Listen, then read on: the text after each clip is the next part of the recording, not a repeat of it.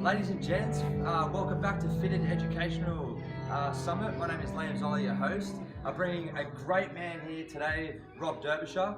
Rob Derbyshire's been in the industry for many, many years. I've always looked up to Rob with my fitness training. He's my old TAFE teacher. He taught me in my Cert 4, so he's got a lot of great knowledge, and he's going to provide a lot of his philosophies and what he sees with great success with his clients. So that leads me to my first question, Rob. Welcome, by the way. What are some of the philosophies that you provide that have seen such great success with your clients over the years?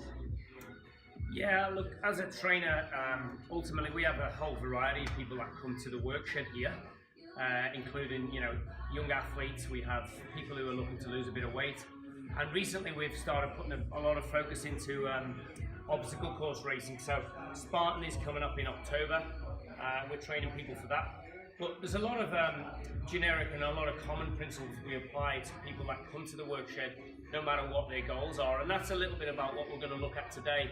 Is we're going to try and look at Liam's individuality. So we're going to do a little bit of a posture assessment with Liam. Yep. And from that, we're going to try and identify some of the imbalances. And then we're going to look at some of the solutions as to how we can try to rectify them imbalances. Yeah, definitely.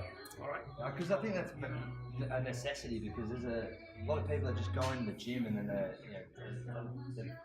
already starting with a lot of imbalance. They don't know how to provide that resources and what they need to be doing and all that sort of stuff. So it'd be great to go through that for myself. I need it, and I'm sure that everyone needs it at some stage. So let's go through the process.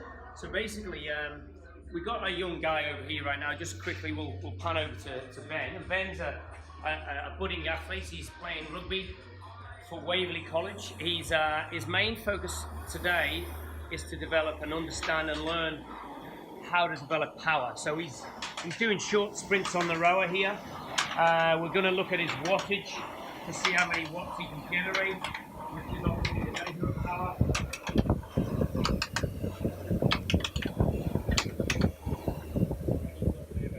Good, mate. That's it. Well done, mate. Just start off with some stretching.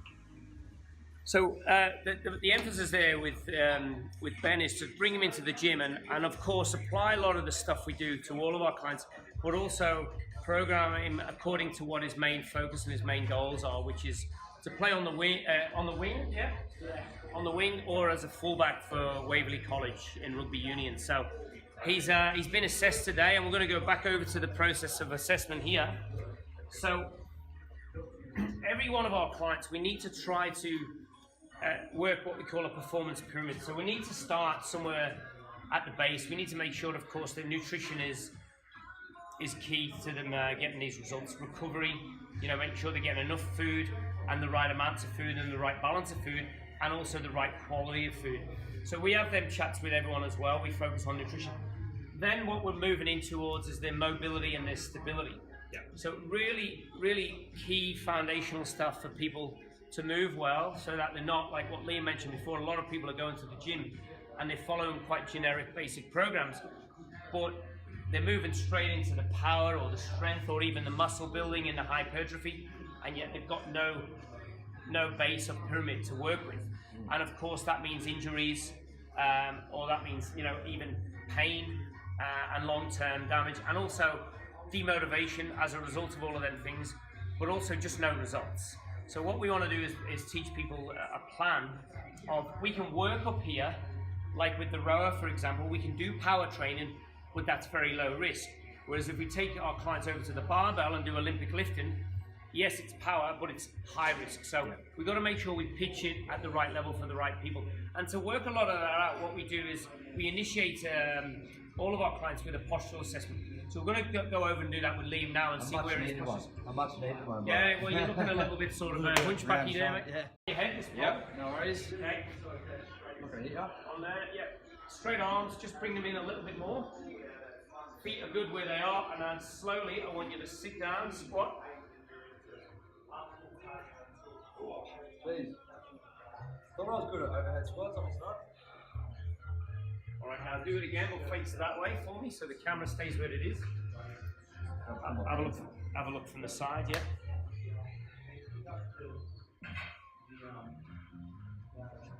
Watch his hips turn. So watch at the bottom. Watch. Yep, see the way his bum's turning under? at the bottom. Yeah. Okay, now face that way for us. Do it again. This way? Yeah.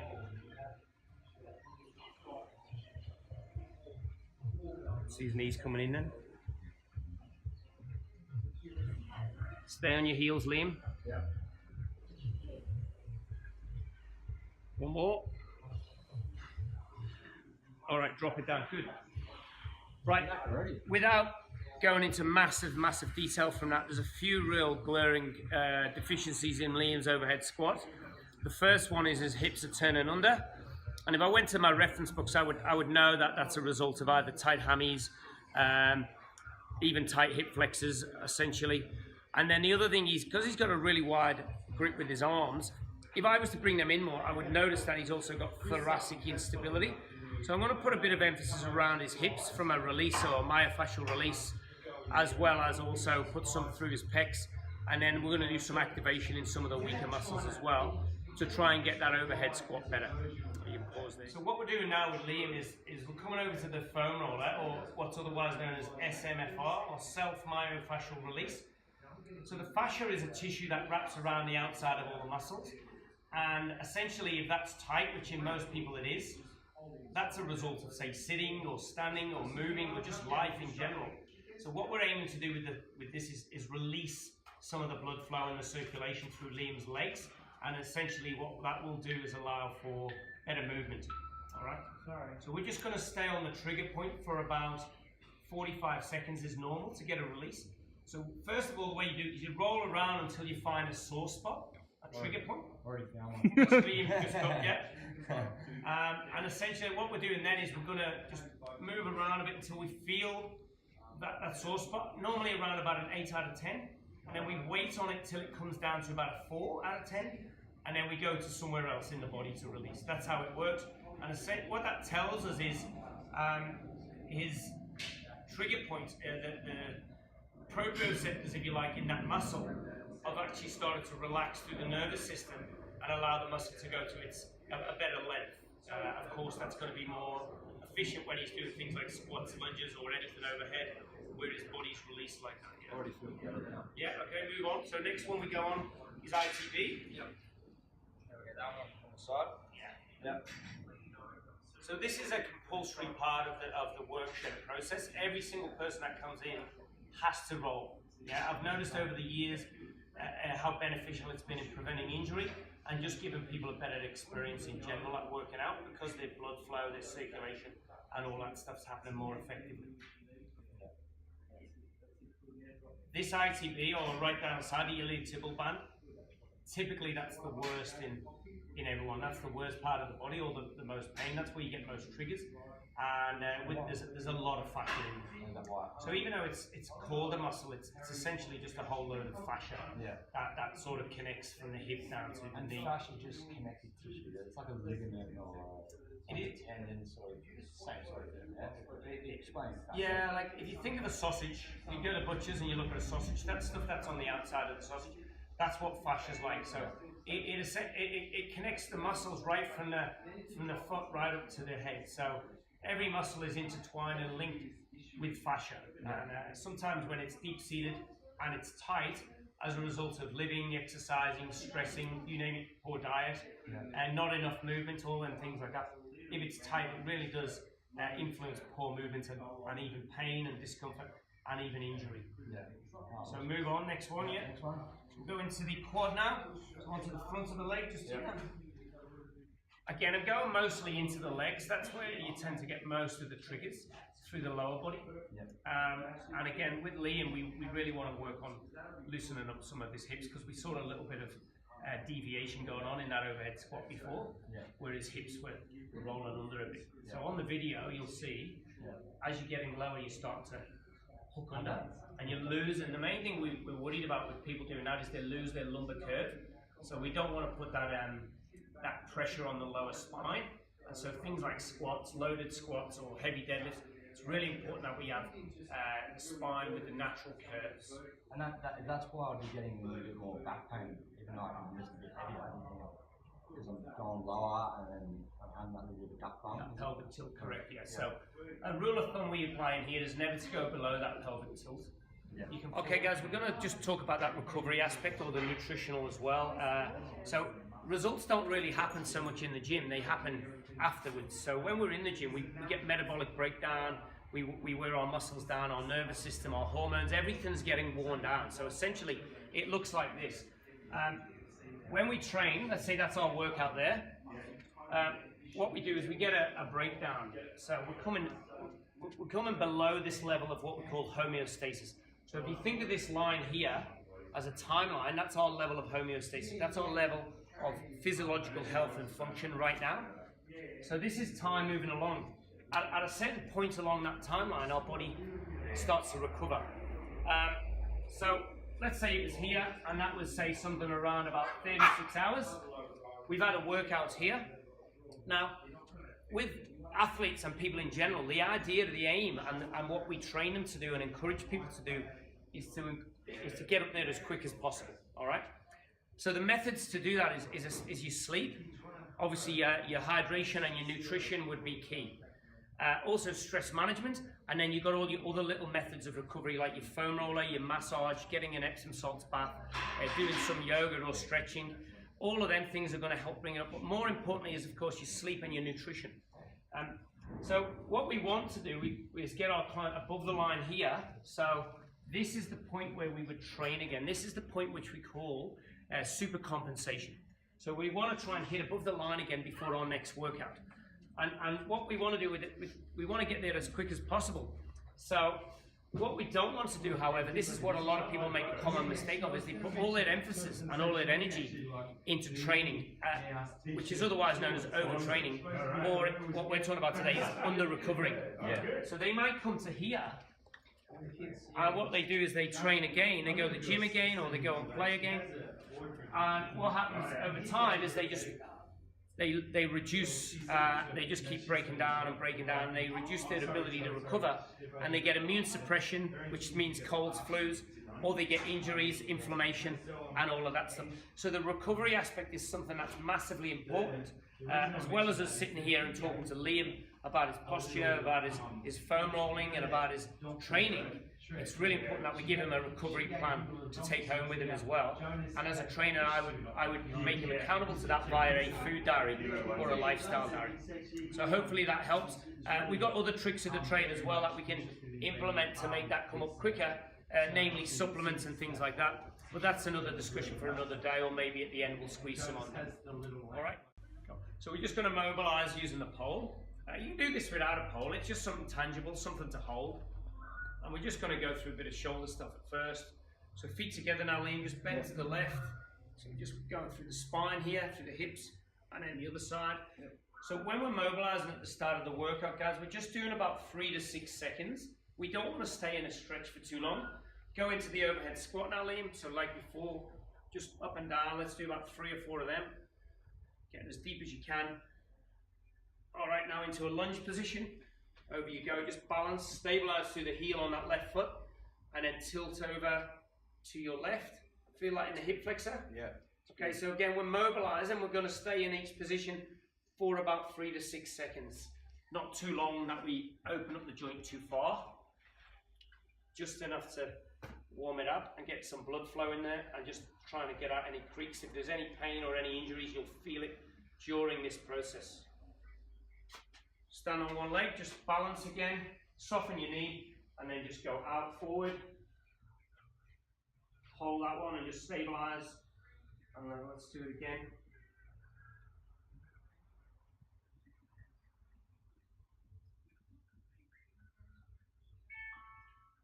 I've come down into a wide sumo position. That's it, yeah. Bottom. Through your knees as deep, and just little pulses at the bottom, just pulling them shoulder blades backwards, chest forward, chest out, and just sitting down here. Now throw your pole away, push your position. Okay, from here, left leg forward, roll your ankle. Feel like the glute? Yeah. Okay, so again, just 3 or 4 of them, roll in and out. And stay in that position. Just bring this arm up towards the ceiling. Bit of yoga. Again, opening up the hips, other side. Sit, just roll it out, 3 or 4.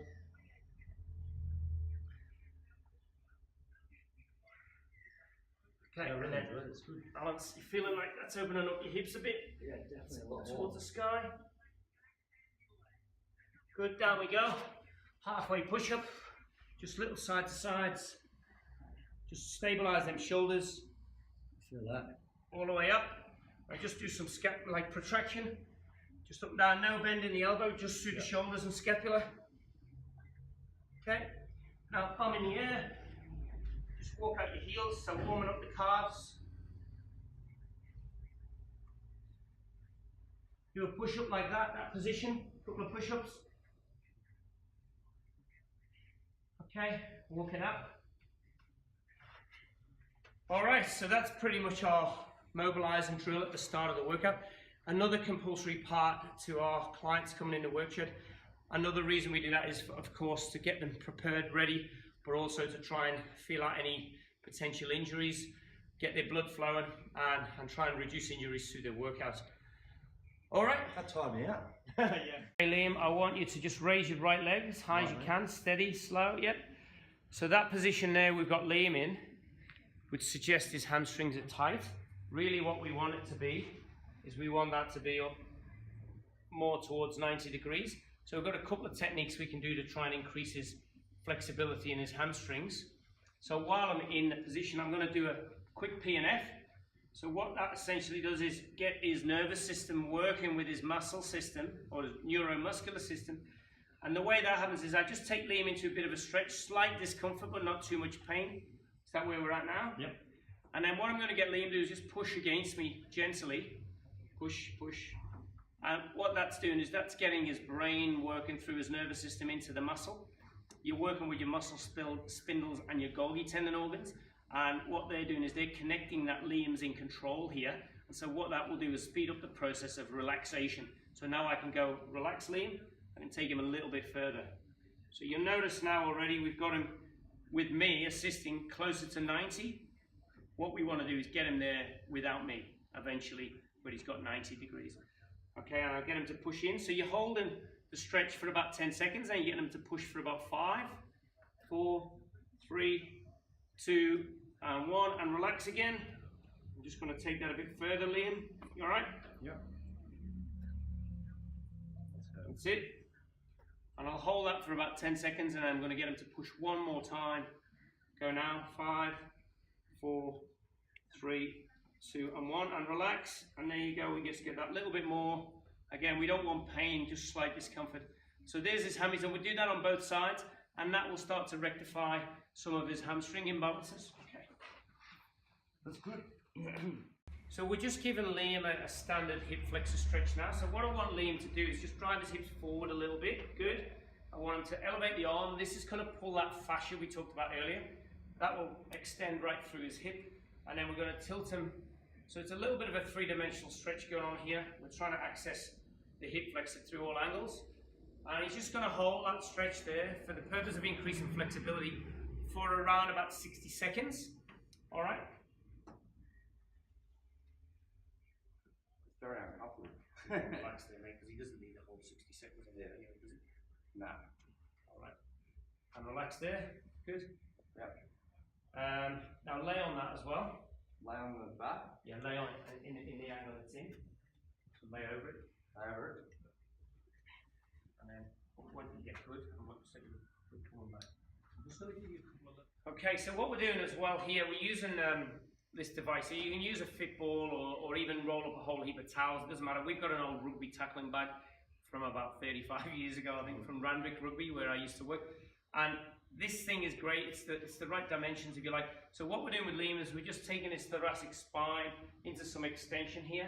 These weights are only about 1 kilogram each. It's no big deal for him. It's just something to hold on to and pull his arms backwards a little bit. And again, we're just going to hold that position for about 60 seconds and allow Liam to get some of that thoracic spine flexibility. All right, jump up, Liam, throw them on the floor, stay rolling if you want. The next one we're going to do for Liam is get into his pecs. Look, everyone in society typically has tight pecs and tight hip flexors. So some of the things I've already done here is reasonably generic. That's because we sit down a lot. We sit on desks, we sit on chairs and watch TV, we drive cars. We're in a hip flex position for quite long periods through the day. So when we come to train, or when we even at home, the idea is to take them positions away. So with Liam, with some of his movements we looked at before, pecs was definitely something that started to indicate a little bit of tightness. So I like using the TRX because you can create any position you want to be in, and you can find where it's tight. I'd go into here more for pec minor, and out here for more pec major. So I'll throw you on there, Liam. Yeah.